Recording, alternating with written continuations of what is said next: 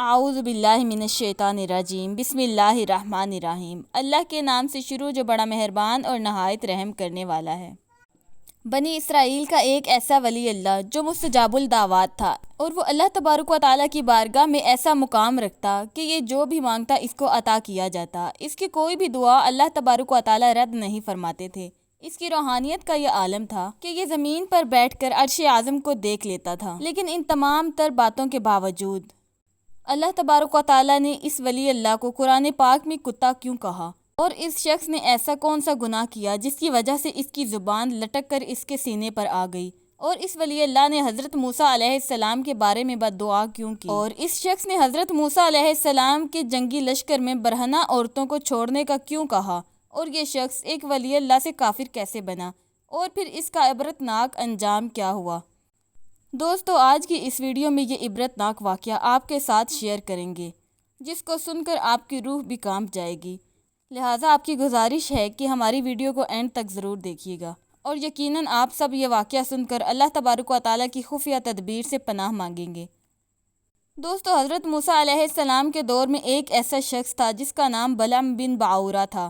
یہ شخص اپنے دور کا بہت بڑا عالم اور عابد و زاہد تھا۔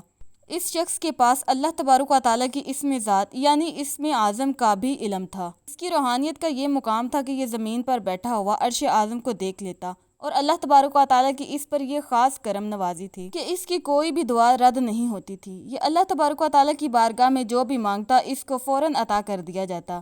دوستو، روایات میں آتا ہے کہ اس شخص کے شاگردوں کی تعداد بہت زیادہ تھی، اور مشہور یہ تھا کہ اس کی درسگاہ میں بیٹھنے والے طالب علموں کی دعوتیں 12,000 تھیں۔ دوستو، بلعم بن باعورہ قوم جبارین میں سے تھا۔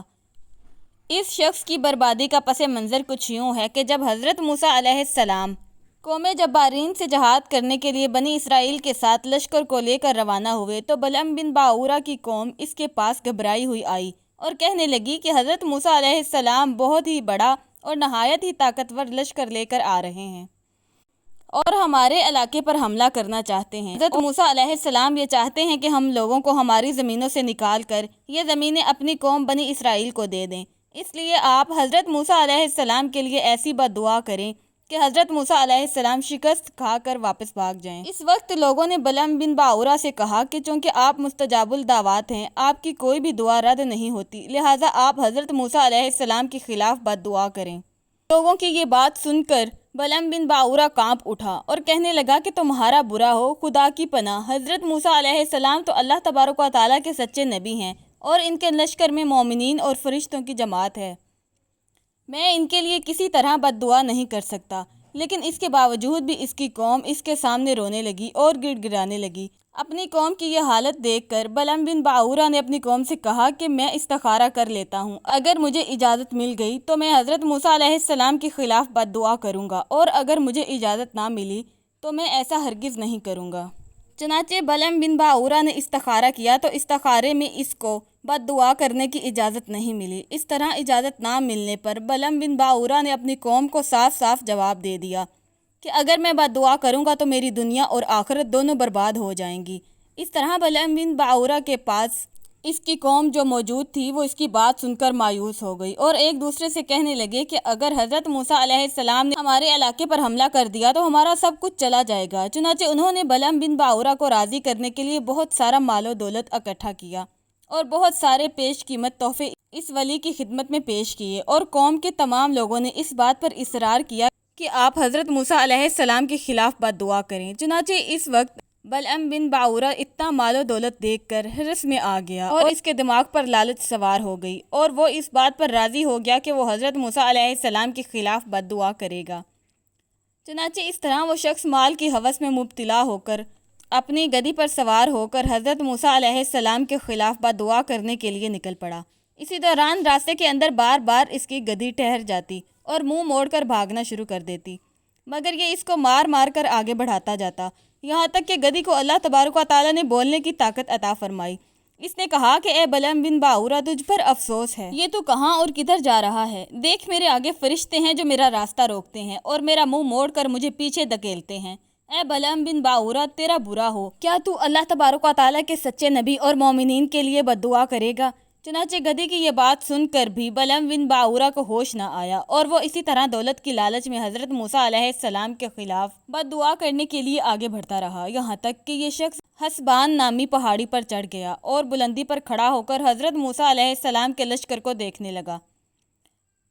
दोस्तों, इस वक्त बलअम बिन बाऊरा ने मालो दौलत के लालच में आकर हज़रत मूसा अलैहिस्सलाम के खिलाफ बद्दुआ करना शुरू कर दी, लेकिन अल्लाह तबारक व तआला की कुदरत से ऐसा हुआ कि वो शख्स हज़रत मूसा अलैहिस्सलाम के लिए बद्दुआ करता, मगर इसकी ज़ुबान से इसकी कौम के लिए बद्दुआ जारी हो जाती। ये मंजिर देखकर इसकी कौम हैरान व परेशान हो गई और कई मरतबा इसको टोका और कहा कि ए बलअम बिन बाऊरा, तू उल्टी दुआ मांग रहा है, तू तो हमारी कौम के लिए ही बद्दुआ कर रहा है। तो इस वक्त बलअम बिन बाऊरा ने कहा कि ए मेरी कौम, मैं क्या करूं, मैं बोलता कुछ और हूं और मेरी ज़ुबान से कुछ और निकलता है।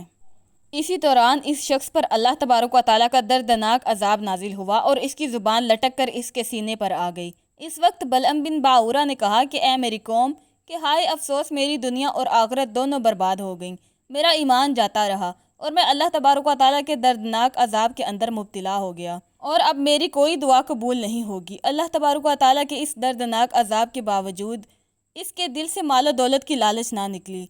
चुनाचे इस वक्त बलअम बिन बाऊरा अपने लोगों से कहने लगा, मैं तुम लोगों को ऐसा काम बताता हूँ जिसके करने से तुम हज़रत मूसा अलैहिस्सलाम के लश्कर को शिकस्त दे सकते हो। बलअम बिन बाऊरा ने अपनी कौम के लोगों से कहा कि तुम लोग हज़ारों खूबसूरत लड़कियों को ज़ीनत से आरास्ता करो और जेवरात पहनाकर हज़रत मूसा अलैहिस्सलाम के लश्कर में भेज दो। अगर हज़रत मूसा अलैहिस्सलाम के लश्कर में से एक आदमी भी ज़िना के अंदर मुब्तला हो गया तो हज़रत मूसा अलैहिस्सलाम का लश्कर ज़रूर शिकस्त खाएगा। चुनाचे इस तरह बलअम बिन बाऊरा की कौम ने इसके बताए हुए मकरू व फ़रेब का जाल बिछाना शुरू किया और बहुत सारी खूबसूरत लड़कियों को तैयार करके हज़रत मूसा अलैहिस्सलाम के लश्कर में भेज दिया। यहाँ तक कि बनी इसराइल का एक रईस लड़का एक खूबसूरत लड़की के हुस्न व जमाल पर फरिश्ता हो गया।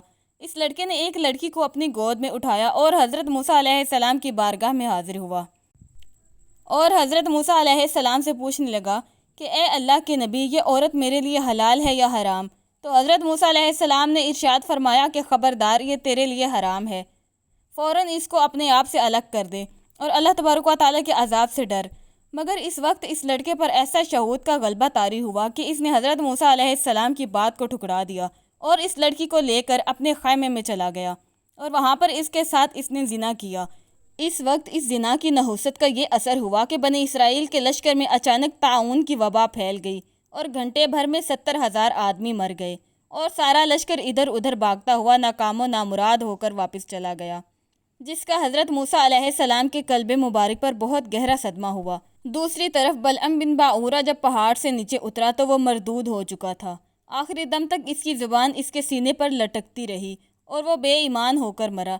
इस वाक़े को अल्लाह तबारक व तआला कुरान पाक में कुछ यूँ इरशाद फरमाते हैं, और ए महबूब, इन्हें इसका अहवाल सुनाओ जिसे हमने आयतें दी तो वो इनसे साफ निकल गया, तो शैतान इसके पीछे लगा तो वो गुमराहों में से हो गया, और हम चाहते तो आयतों के सबब इसे उठा लेते, मगर वो तो ज़मीन पकड़ गया और अपनी ख्वाहिश का ताबे हुआ। इसका हाल कुत्ते की तरह है, तो इस पर हमला करे तो ज़ुबान निकाले और छोड़ दे तो ज़ुबान निकाले। ये हाल है उनका जिन्होंने हमारी आयतों को झुटलाया। दोस्तों, रवायात में आता है कि बाज़ अंबिया कराम ने अल्लाह तबारक व तआला की बारगाह में अर्ज़ की, या रब्बुल आलमीन, तूने बलअम बिन बाऊरा को इतनी नेमतें अता फरमाई, इसके बावजूद भी इसको ज़िल्लत में क्यों गिरा दिया? तो अल्लाह तबारक व तआला ने इरशाद फरमाया कि इसने मेरी नेमतों का कभी शुक्र अदा नहीं किया। अगर ये मेरी नेमतों का शुक्र अदा करता तो मैं इसको दोनों जहां में इस तरह ज़लील व रुस्वा ना करता। दोस्तों, इस वाक़े से मालूम हुआ कि जो भी अल्लाह तबारक व तआला के नबी का गुस्ताख हो या इसके दिल में अल्लाह तबारक व तआला के नबी का अदब और मोहब्बत ना हो, चाहे वो कितना ही परहेज़गार और मुत्तकी हो, वो बदबख्त ही रहेगा। और इस वाक़े से ये मालूम होता है कि हमेशा अल्लाह तबारक व तआला की खुफिया तदबीर से डरते रहना चाहिए और किसी को अपने से कमतर नहीं समझना चाहिए। अल्लाह के हुजूर आजिज़ी और इनकिसारी के साथ ज़िंदगी गुजारनी चाहिए और अल्लाह की नेमतों का सच्चे दिल से शुक्र अदा करना चाहिए और हर हाल में सब्र करना चाहिए ताकि वो मज़ीद अता करे। उम्मीद है आपको आज की वीडियो पसंद आई होगी। अगर पसंद आई हो तो चैनल को सब्सक्राइब कीजिएगा। शुक्रिया।